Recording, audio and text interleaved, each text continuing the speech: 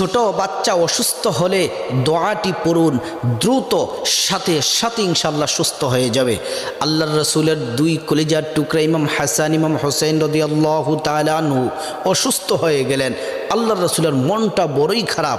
আল্লাহর হাবিব যিনি আল্লাহর বন্ধু, আল্লাহর বন্ধুর মন খারাপ থাকবে, আল্লাহ তাআলা তো সেটা পছন্দ করেন না। জিব্রাইলকে পাঠালেন। জিব্রাইল আইসা বললেন, নবীজি আপনার মন খারাপ কেন? নবীজি বললেন, জিব্রাইল আমার দুই কলিজার টুকরা নাতি ইমাম হাসান ইমাম হোসেন অসুস্থ। বললেন, নবীজি এমন একটা দোয়া কি আপনাকে শিখিয়ে দিব যে দোয়া পড়লে সাথে সাথে সুস্থ হয়ে যাবে?